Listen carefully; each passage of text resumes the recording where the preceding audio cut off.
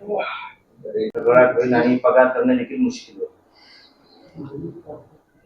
मग ही योजना बंद करायची का हा प्रश्न उपस्थित होतो. परंतु असं न करता महसूलचं उत्पन्न कसं वाढलं पाहिजे याकडे सरकारचं लक्ष असलं पाहिजे आणि त्या पद्धतीने सरकार काम करत आहे. काहीही झालं तरी लाडकी बहीण योजना बंद होणार नाही. की तुम्ही आणि मनसेचा म्हणजे तुम्ही महानगरपालिकेत युती करण्याचा प्रयत्न आहे, तुम्ही स्वतःही जाऊन भेटलेला आहात. मात्र औरंगजेबाच्या मुद्द्यावरून तुम्ही दोनही पक्षाचे वेगवेगळे मुद्दे सरळ सरळ पाहायला मिळतात. तुमची भूमिका पूर्वी जी होती तीच आहे की आता काही मनसेमुळे काही बदलणार आहे? आमच्या भूमिकेमध्ये काही फरक पडलेला नाही. आम्ही आजही सांगतो की ज्या औरंगजेबाने संभाजी महाराजांचे हालाल करून मारले त्याच्या आठवणी आम्हाला नकोय, त्या आठवणी आम्हाला त्रासदायक आहेत. औरंगजेब हा नगरला मेला होता, त्याला इथं गाडण्यात आलं. त्याचा इतिहास पाहिला तर सर्वांना माहिती आहे. म्हणून त्या खुनाखाना आमच्या ह्या संभाजीनगरला नको. कारण की संभाजीनगरमध्ये शहाजीराजे भोसले असतील, इवन राजमाता जिजामाता असतील किंवा शिवाजी महाराज, सर्वांचं काही ना काही इथं अस्तित्व आहे. हा इतिहास आहे. म्हणून ह्या इतिहासाला त्याची कबरीमुळे गालबट नको हे आमचं मत आहे. असं आहे की भैयाजी जोशी पण म्हणतात का हा जो कबरीचा विषय आहे तो अनावश्यक आहे. म्हणजे तुमची दोन ज्यांच्यासोबत युती आहे ते सुद्धा त्याच्या संघावर आधारित, ती पण म्हणते की अनावश्यक विषय आहे. पण त्याला जोडूनच प्रश्न भैयाजी असे म्हटले की छत्रपती शिवाजी महाराजांचा आदर्श आहे, त्यांनी अफजल खानाची कबर बनवली. आज ती उखडल्या गेली ना. कालानुसार असलेल्या ज्या वाईट खुणा असतात त्या ह्या दूर केल्या पाहिजेत. आणि म्हणून भैयाजी महाराजांनी जरी स्टेटमेंट केलं असेल, अनावश्यक वाटत असेल, परंतु तो आमच्या संभाजीनगर असेल किंवा आमच्या महाराष्ट्राचा स्वाभिमानाचा विषय आहे आणि आम्हाला त्या वाईट आठवणीला उजाळा द्यायची आवश्यकता वाटत नाही. म्हणून घेतलेली ही आम्ही भूमिका आहे. संघ तर स्पष्ट म्हणताय ना हे अनावश्यक विषय आहे. मग त्यांची भूमिका असू शकते ना. तुम्ही संघाच्या विरोधात त्यांची भूमिका असू शकते, त्यांच्या भूमिकेला आम्ही विरोध करत नाही, परंतु आमची भूमिका जी आहे ती ठाम आहे. भैयाजी जोशी असे म्हणतात कबर राहू, ज्याला जायचं असतं जाईल. संघाची भूमिका उघड झाली आता.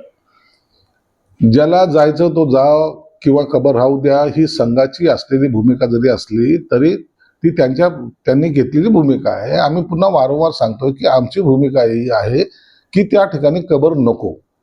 आम्हाला त्या वाईट आठवणी ज्या पुन्हा आमच्या डोळ्यासमोर वारंवार येतील अशा सगळ्या निशाने आम्हाला मिटवाव्यात अशी आमची धारणा आहे. चित्रपट पाहून जागी होणारा हिंदू काही कामाचे नाही असं राज ठाकरे म्हणतात. काही गोष्टी ह्या ज्या वाचण्यात येत नाहीत, ऐकीव असतात, त्याचं चित्रीकरण जेव्हा होतं त्या टायमाला त्याची वस्तुस्थिती समोर यायला काही लोकांना वाव मिळतो.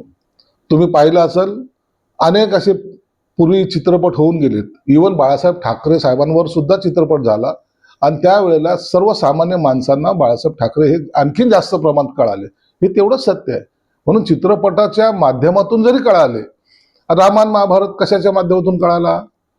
ह्या सिरियलच्या माध्यमातून कळाला. अख्ख्या जगाने त्या रामायण सिरियलचं कौतुक केलं. आणि म्हणून अशा सिरियल किंवा असं चित्रपट जेव्हा येतात त्या टायमाला त्या इतिहासाला उजाळा मिळतो आणि त्यातून ज्या काही वाईट गोष्टी असतात त्या बाजूला गेल्या पाहिजेत. त्याच्यामुळं हिंदुत्व जागं झालं असं नाही, तर असलेल्या हिंदुत्वाला उजाळा मिळाला. त्या सगळ्या प्रकरणात गंगेवर पण बोलले तुमचे म्हणजे उपमुख्यमंत्री डुबकी मारून पण आलेले आहेत. तुमची त्या गंगेच्या विषयीची म्हणजे याची काय भूमिका आहे? आमची भावना गंगेबद्दलची चांगलीच आहे आणि म्हणून उपमुख्यमंत्री शिंदे साहेब सुद्धा त्यामध्ये डुबकी मारून आलेत. ज्याच्या त्याच्या भावनेचा प्रश्न आहे. कोणी काय आवडेल कुणाला ही ज्याची त्याची मर्जी आहे. कुणाला काय आवडतं त्याने त्या पद्धतीने करावं, ज्याला नाही आवडत त्याने नाही करावं. भारत देशाची लोकसंख्या 140 कोटीच्या आसपास आहे, परंतु 50 कोटी लोकांना वाटलं की तिथं जावं, 50 कोटी लोक गेले. म्हणून याचा अर्थ 90 कोटी लोक गेले नाहीत तर ते नास्तिक आहेत असं समजण्याचं काहीच कारण नाही. संजय राऊत असं म्हणतात पंतप्रधान मोदीच्या वारसदारावरून भाजप शिवसेनेमध्ये जोडलेले आहे. मोदीचा वारसदार महाराष्ट्रातूनच असेल पण तो संघ निवडला. काल संघाच्या बैठक झाली, त्या बैठकीमध्ये नरेंद्र मोदींना हे समजावण्यात सुद्धा आलंय असं सुद्धा खुलासा केला. त्याला जोडून प्रश्न आहे की 2019 चे पंतप्रधान म्हणून नरेंद्र मोदीकडेच आम्ही पाहतो. अजून त्यांचं ठरलं नाही की अजून संजय राऊत वक्तव्यानंतर मुख्यमंत्री असं उत्तराधिकारी ठरलं नाही. नरेंद्र मोदी हे गेली 3 वेळेला पंतप्रधान पदाच्या या खुर्चीवर बसलेले आहेत, विराजमान आहेत, चांगलं काम करतायत. पंतप्रधान पदाचा निर्णय हा विचार करून ऐन वेळेला त्याची घोषणा केली जाते. आज असलेले पंतप्रधान हे कायमस्वरूपी राहतील, यामध्ये बदल होण्याची शक्यता सध्याला दिसत नाही आहे. आणि जर त्यांच्या पक्षाने जर काही निर्णय घेतला तर तो त्यांचा अंतर्गत विषय असेल, परंतु पंतप्रधान कोण असावा यावर आज चर्चा करण्यामध्ये काहीही अर्थ नाही आहे. हे ठरवणारे भाजपचे नेते किंवा त्यांच्या संघ परिवाराचे नेते असतील. त्याच्याशी तुम्ही केलेलं वक्तव्य किंवा तुम्ही सांगितलेलं भाकीत हे त्याच्याशी काहीच त्याचा संबंध नाही आहे. देवेंद्र फडणवीस शक्यता वाटत नाही तुम्हाला? कोण असावं हा त्यांच्या पक्षाचा अंतर्गत प्रश्न आहे, म्हणून कोण असावं हे ठरवण्याचा अधिकार ना मला आहे ना इतर पक्षांना आहे. अधिकाराचा विषय नाही साहेब, वारसदार म्हणून तुम्ही देवेंद्र फडणवीसांकडे कसं बघता? कोणीही वारसदार झालं तर त्यांनी भारताची धुरा सांभाळावी आणि चांगल्या पद्धतीने सरकार चालवावं हीच आमची भावना असेल. मोदीचा उत्तराधिकारी उत्तर प्रदेश का महाराष्ट्र हा चालत असताना देवेंद्र फडणवीस ज्या पद्धतीने कारवाई करतात, बुलडोजर चालवतात, त्यांना युपीच्या योगींपेक्षा मी जास्त आक्रमक हे दाखवण्याचा प्रयत्न असं इम्तियाज जलील आहे. महाराष्ट्राचा पंतप्रधान व्हावं ही महाराष्ट्राच्या सर्वसामान्य जनतेची इच्छा सुद्धा असते. ती इच्छा आताच नाही तर यापूर्वी सुद्धा अनेक वेळेला व्यक्त झालेली आहे. शरद पवार सारखे ज्येष्ठ नेते सुद्धा पंतप्रधानांच्या शर्यतीमध्ये होते. यशवंतराव चव्हाणासारखे सुद्धा पंतप्रधानांच्या शर्यतीत होते. आणि म्हणून महाराष्ट्राचा पंतप्रधान झाला तर महाराष्ट्राच्या जनतेला अभिमानच वाटेल, परंतु त्याचा अर्थ आताच्या घडीला काढणं हे योग्य होणार नाही. विजय वडेट्टीवार म्हणाले तुम्ही गुढी उभारत नाही, गुढी पाडव्याच्या आदल्या दिवशी छत्रपती संभाजी महाराजांची हत्या झाली, आम्ही काय आनंदाची गुढी उभारायला असं वक्तव्य. वडेट्टीवार आता कोणत्या पक्षात हेच कळत नाही आणि कोणतं संस्कृती ते मानतात ते मला माहीत नाही. परंतु निश्चित त्याने काल गुढी उभारली नसेल, परंतु आज ते इतर धर्माच्या नेत्यांच्या कार्यक्रमाला निश्चित गेले असावेत. कारण की मतासाठी लाचार झालेले लोक हे सगळे असे उपद्व्याप करत असतात, म्हणून त्यांच्याकडून काही अपेक्षा आमच्या नाहीत. कुणाल कामरा हजर होण्याची शक्यता आहे. येऊ द्या, कुणाल कामराला येऊ द्या, मुंबईत येऊ द्या. मुंबईमध्ये आल्यानंतर आणखीन काही बडबडायचं असेल तर एकदा त्याला बडबडू द्या. पण एक लक्षात ठेवा, हे सरकार त्याला सोडणार नाही. त्याला त्याची योग्य तो शिक्षाही दिली जाईल. ती कशा पद्धतीने द्यायची हे न्यायालयाच्या आदेशानुसारच ठरेल. शिवसैनिक देणार त्या न्यायानुसार शिक्षा. बॉम्बस्फोट झालेला होता मशिदीमध्ये, काही 2 जणांना अटक करण्यात आलेली आहे. काल बीडमधला प्रकार अत्यंत गंभीर होता. आजही ज्यांना अटक केलेली त्यांच्याकडून अनेक प्रकारची माहिती उपलब्ध करून घेण्याचं काम पोलीस करतायत. आणि एखादा घटनेचा तपास चालू असताना त्याच्यावर भाष्य करणं योग्य होणार नाही. मुख्य नमाज पठणाच्या नंतर काही तरुणांनी हातामध्ये एसडीपीआयचं बॅनर घेतलं आणि फ्री फिलिस्तीनचे घोषणाबाजी केल्या. संभाजीनगरमध्ये काही अतिरेकी स्वभावाचे लोक आहेत, काही बांगलादेशी आहेत आणि संभाजीनगर अशांतता कशी इथे माजेल असा प्रयत्न काही लोक करतायत. परंतु पोलिसांनी कडेकोट बंदोबस्त ठेवल्यामुळे कोणताही अनुचित घटना या शहरामध्ये घडणार नाही याची आम्ही काळजी घेतोय. आता तुम्ही वर आहात, पण मात्र जे वर गेलं ते खाली येणार आहे, थोडं धीर धरा असं पण विद्यार्थी सरकारच्या सातबाऱ्यांना सांगितलेलं आहे. आम्ही वर गेलेलो आहोत का खाली गेलेलो आहोत, फक्त त्यांची नैया डुबलेली आहे एवढं मात्र निश्चित आहे. आणि डुबलेल्या नैयेतून त्यांना आता वर येता येणार नाही हे तुम्हाला दिसून आलेलं आहे. राज ठाकरेंवरती ते म्हणाले, राज ठाकरे म्हणाले की कब्र लावू द्या, बोर्ड लावा. तेच मी म्हटलं असतं तर मला देशद्रोही ठरवलं असतं. त्यांनी म्हटलं आता कोणी काही बोलणार नाही. राज ठाकरेंचा बोलण्याचा अँगल वेगळा होता. इम्तियाज बोलतो त्याचा अँगल वेगळा आहे.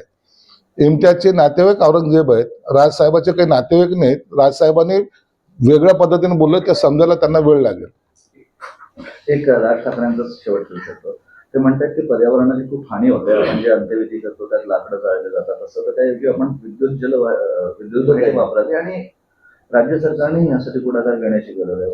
अनेक ठिकाणी विद्युत वाहिन्या ज्या आहेत, वाहिन्या ज्या आहेत त्या टाकल्या गेलेल्या आहेत. परंतु संस्कृतीचा जो पगडा आजही हिंदू मनावर आहे तो काही अंशी आता कमी व्हायला वेळ लागेल. परंतु कालांतराने हे करणं गरजेचं ठरेल आणि त्याची सुरुवात मला वाटतं आपल्याकडे झालेली आहे. परंतु याला लागणारा कालावधी किती लागेल हे आजच्या घडीला सांगता येणार नाही. थँक्यू, धन्यवाद. औरंगजेबाच्या कबरीवरील सजावट काढून टाका आणि तिथे मोठा बोर्ड लावा. मराठ्यांना संपवायला आलेला औरंगजेब इथं गाडला, तोच खरा इतिहास असेल.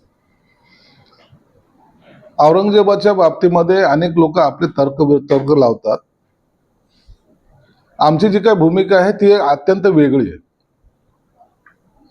औरंगजेबाला मारलं गेलं नाही. औरंगजेबाचा जो मृत्यू झाला तो नगरला झालेला आहे, जे आजचं अहिल्यादेवी नगर आहे. आणि औरंगजेबाने त्याच्या काळामध्ये त्याने घेतलेली ती जागा त्या ठिकाणी स्वतःची म्हणजे डेड बॉडी ज्याला म्हणतो तिथं त्या असावी असं त्याचं एकंदरीत स्वप्न होतं. आणि म्हणून नगरला मेल्यानंतर त्याला पुरायला संभाजीनगरला आणलं. म्हणून औरंगजेबाला गाडलं किंवा औरंगजेबाला आम्ही कुणी गाडलंय अशातला काही भाग नाहीये. हा चुकीचा इतिहास कोणतरी त्यांना सांगितलेला आहे. औरंगजेबची कबर तिथं नसावी याच्या मागचं कारण एक आहे की त्यांनी शिवाजी महाराजांचा काळ वेगळा होता, त्याच्यानंतर संभाजी महाराजांचा काळ आहे. आणि त्या काळामध्ये संभाजी महाराजांचे जे हालाल करून मारलंय तो प्रसंग आमच्या डोळ्यासमोर नेहमी नसावा या दृष्टिकोनातून आम्ही त्याच्यावर केलेलं भाष्य आहे की आम्हाला तिथं औरंगजेबची कबर नको. त्याला आम्ही गाडले का तर नाही गाडलं आम्ही, त्याने स्वतःला तिथं गाडून घेतलेलं आहे. म्हणून तो इतिहास आम्हाला पुसायचा आहे, हे त्याच्या मागचं आमचं धोरण होतं. त्यात राजकारणाचा भाग येत नाही. तुमच्या हातात सुसंस्कृत राज्य आलंय, चांगल्या पद्धतीने मराठी माणसाकडे पाहणार असाल तर आमचा पाठिंबा आहे, असं राठोड यांनी मुख्यमंत्र्यांना आवाहन केलं. निश्चित त्यांच्या सूचनेचा आदरही करू आम्ही. आणि मराठी भाषिकांसाठीच हे राज्य आहे. राज्य त्याच पद्धतीने चाललंय. जेव्हा आम्ही शिवाजी महाराजांचं नाव घेतो त्या टायमाला राज्य सुद्धा त्याच पद्धतीने चाललं गेलं पाहिजे ही आमची भावना आहे.